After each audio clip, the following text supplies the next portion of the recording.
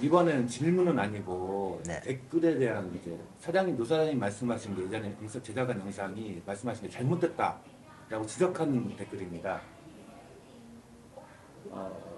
제로온 아저씨는 여기 댓글 안 본다고 하시니 제작하시는 분들이 제로온 아저씨가 말하는 정보를 한 번 더 검증해 볼 필요가 있는 것 같습니다. 예를 들면 한배 부부면 베트남 토지 및 주택 매매 시 한국인 이름을 핑크북에 등재할 수 있다라는 잘못된 내용이라든지 베트남 여자는 이렇다라든지 이런 잘못된 일반화에 오르라든지 아무튼 뭐 이런 거 되게 좋아하시는 것 같아요. 이분은 명의를 한국 사람으로 남편으로 할 수 있습니까? 자, 여기서 한배 부부들이 아파트를 구매할 때는 한국 사람 명의로 가능하고, 단독으로. 예. 저는 제 단독으로 돼 있을까요? 땅이나 다른 건물 이런 걸 할 때는 와이프 명의로 구매를 하는 대신에 부부의 결혼 증명서가 들어가요. 명의상으로는 그렇게 놨지만 실질적으로 공동 명의예요. 나중에 매도할 때 신랑분의 허락 없이는 절대 매도가 불가능한 거예요. 우리가 보통 일반적으로 한국 사람들이 땅을 사면 어떻게 사요? 나무 명의 빌려갖고 뭐 공정해놓고 사잖아요. 그래도 사기 당하잖아요. 근데 한배 부부는 자기 와이프한테 사기 당할 수가 없어요. 응? 남편의 마지막 가서 같이 공정하고 같이 해야만이 매도가 되니까. 그래서 핑크북에 한국 사람 이름이 올라간다는 게 아니고 공동 명의로 살 수 있는 것좀 서류가 들어가니까 신랑이 안심하고 사놔도 된다는 거예요. 일단 50대 50이에요, 무조건. 토지 같은 경우. 토지나 건물, 응? 아파트는 단독 명의로 사도 아파트도 나중에 팔 때 우리 와이프 그거 들어와야 돼요.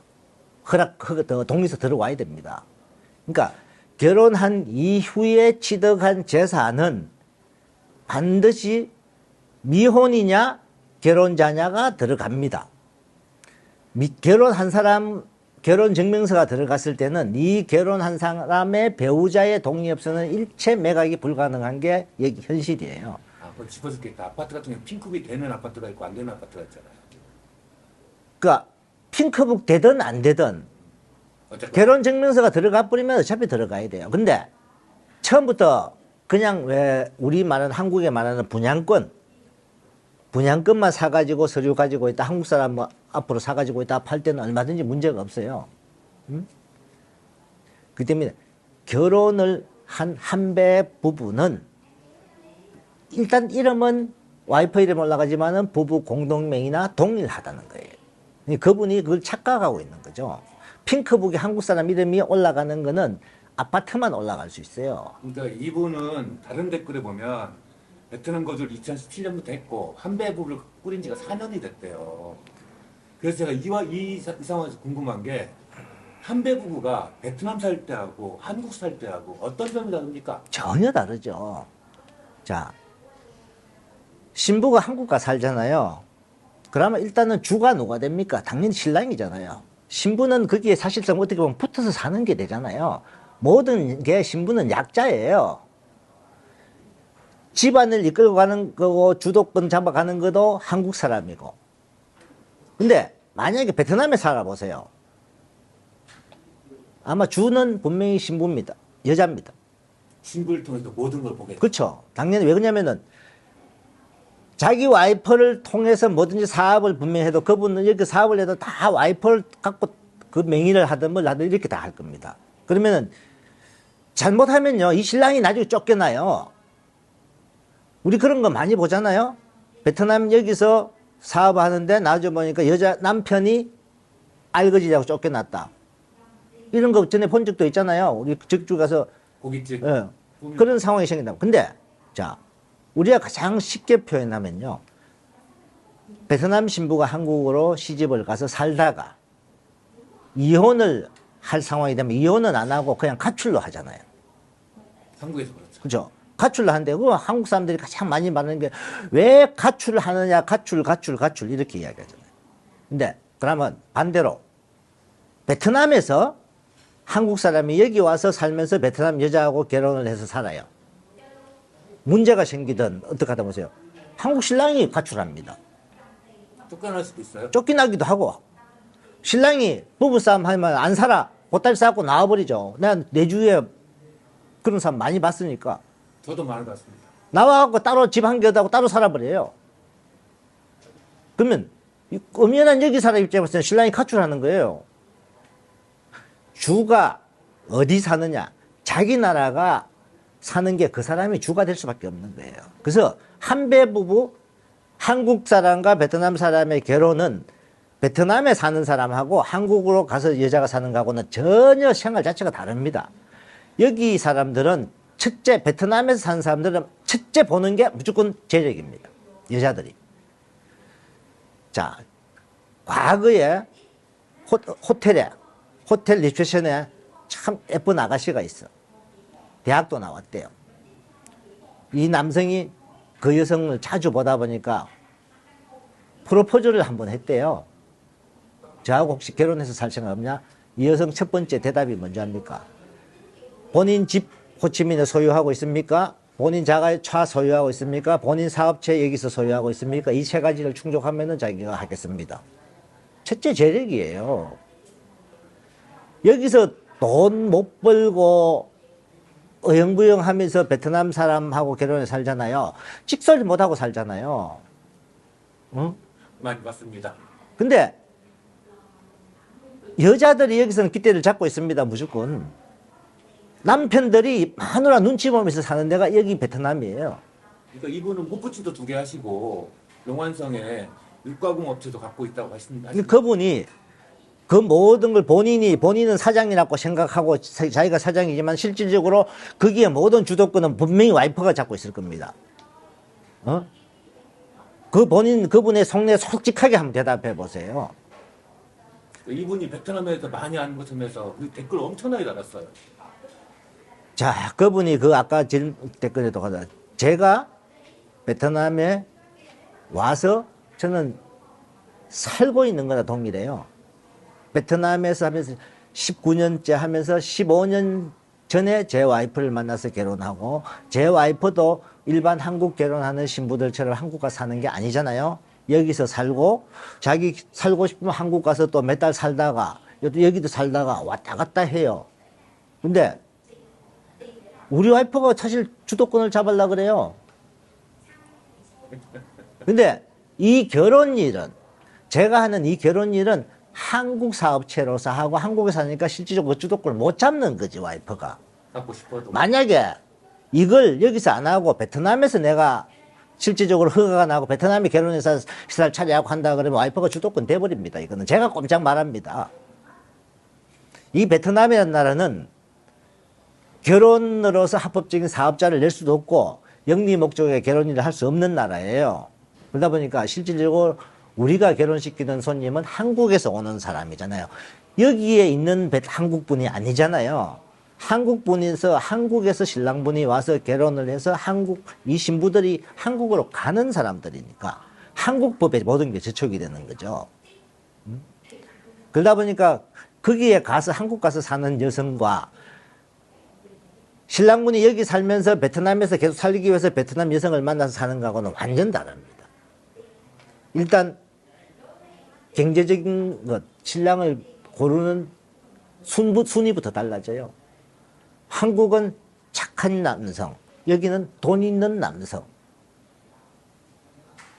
여기서 남자가 바람 피우다 잘못 걸리면 큰일 나요. 큰일 나죠. 한국은 그래도 신부가 약자예요. 한국도 뭐 와이프가 가만히 있지 않겠죠. 난리는 나겠죠. 그렇지만 여기가 더 심하게 난리돼. 여기는 잘못하면 쫓겨차고 쫓겨납니다. 죽을 수도 있습니다. 그래서 그분이 여기서만 살은 분이에요. 과연 베트남 한국 사람 한배 가정 그건 한배 가정이라고 하면 안 돼요. 사실상.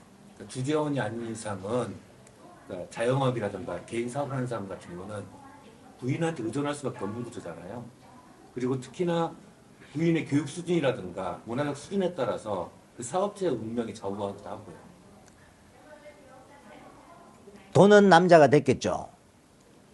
명의나 모든 움직이는 거는 여자가 하고 그 다음에 자기가 영업을 하고 뭐 하는 것도 자기가 할 수 있겠죠. 그렇지만 실질적으로 회사의 주도권은 와이프가 붙잡고 있다. 많은 회사를 보면 그런 개인회사 보면 직원들조차도 그 베트남 부인한테 당연히 하더라고요. 베트남 부인 말 한마디에 깨갱 걷잖아요. 이 한국 사장 무슨 말 해도 안 먹혀요. 어떨 때는. 어떨 때는 안 먹히죠. 만약에 월급을 내가 주는데도. 자, 만약에 여기 두 사람 부부지간에 부부싸움을 했어요. 회사에서도 부부싸움 알아갖고 이 한국 사장이 직원들한테 무슨 명령을 했어요. 근데 이 부인이 반대 명령을 했어요. 부인 편으로 다 말 들어버립니다. 신랑 말 안 들어요. 저 푸미용 모 식당에 그 형수님이죠. 베트남 형수님이 가게에서 꽃병 던지고 이렇게 싸우는 것도 봤습니다. 여기서 옛날부터 한 20년, 30년 전부터요, 베트남 여성하고 같이 살면서 식당도 운영하고 이런 분들요, 나이 들어가지고요, 쪽박차고 쫓기는 사람들 여러 명 있잖아요. 신부들요, 베트남 여자들 마음 먹으면 얼마든지 쫓아냅니다. 왜? 여기는 베트남이잖아요. 자기들이 말마따나 깡패를 동원해도 자기들이 더 동원할 수 있고. 근데 한국 분들이 그걸 모르고 모든 게 여자 앞으로 하고 여자 명의로 하고 여자 걸로 하다 보니까 당하는 거죠. 자, 저는 여기서 사업하는 분들한테 하고 싶은 말이 있어요. 돈을 벌고 재산을 여기만 하지 마라. 항상 한국 쪽에도 보내놔라. 돈을 번다. 그러면은 여기 거는 내 거가 안 돼도 된다는 이 개념을 가지고 있어요. 저 자신도 마찬가지입니다. 저는 지금도 부동산을 사도 베트남에 사는 것, 한국에 사는 것, 뭐 하는 것, 베트남 거는 나중에 내가 이혼을 하든 뭐든 어차피 애들 엄마, 애들 거다. 그 생각 갖고 해야 돼요. 베트남에 한국 사람들이 막 땅 투자해놓고, 특히 한국에 사는 외환배 가정들, 처갓집에 땅 투자해놓고 막 했는데, 나중에 그 땅값이 팍 올랐어요. 돌려받을 것 같아요? 그저껜가 없던 분이 상담이 온 적이 있습니다. 한배 부부로 살다가 뭐 이혼을 지금 뭐 하는데, 그분이 베트남에 땅을 샀대요. 그것도 처음에 자기 와이프 이름으로 살다. 근데 옛날에 결혼해갖고 이분이, 그때는 옛날에는 왜 한국 국적을 받을 때 베트남 국적을 포기를 해야 됐잖아요. 그 바람에 와이프 이름으로 못 사고 장모 이름으로 샀대요. 땅값이 엄청 올랐대요. 그래서 땅값도 올랐으니까 이제 그걸 팔자 이라고 팔아서 장모가 현금으로 가지고 있었대요. 그래서 이 신랑분이 시간이 좀 지나면서 내가 뭐 다른 거 사업 좀 하고 하려고 하니까 그 돈 좀 달라고, 뭐 어느 정도 달라고 하니까 안 준대. 사귄데도. 그 결국 그것 때문에 지금 돈 포기하고 이혼을. 베트남에서 살 때는요, 무조건 와이프가 주가 되는 건 사실이니까 우리가 일반적으로 말하는 한배 부부하고 다르다는 거예요. 여자들, 여기서는 남자가 재력 있고 돈 있고 얼마든지 이쁜 여성, 와이프로 맞아들여하고 살 수 있어요. 한국으로 가는 사람들이 재력 있고 돈 있고 해도 살 수는 있지만 여성들은 그걸 안 보고 저 남성이 참 자기한테 잘해줄 거냐 같은 착한 사람인 걸 먼저 본다는 거예요. 그게 달라요. 살면서는, 당연히 살면서는 돈이 있는, 여유 있는 집들이 잘 살 수 있겠죠. 근데 처음에는 그거보다 좋은 사람 만나고 싶잖아요. 근데 이 베트남에서 살 때 사람 이 신랑 착해요, 남자 좋아요, 근데 가진 거 없어요 하면 누가 살아요? 안 살죠. 그냥 그냥 여기 시골에 아가씨 만나고 해서 알콩달콩 둘이 말 맞다나 집 하나 얻어갖고 월세 내면서 뭐 살 수는 있겠죠. 근데 여기서도 그렇게 살면 절대 오래 못 가요. 베트남에서 살 때는 무조건 경제적인 재력이 있어야 1순위라는 것, 그거 알고 계시면 돼요. 전 이분 댓글 보면서 안타까웠더니 이제 한 6년, 7년 이렇게 베트남 살아본 거잖아요. 근데 그것도 마누라를 통해서 본 베트남 시장인데 마치 다 아는 것처럼 막 댓글 달고 그 다른 댓글 다는 사람하고 싸우고 하는 게 너무 안타깝더라고요. 그분은 뭐 여러 가지 사업체를 이렇게 한다고 생각하지만은 그 사업체가 와이프 없이 이루어질 수 있을까요?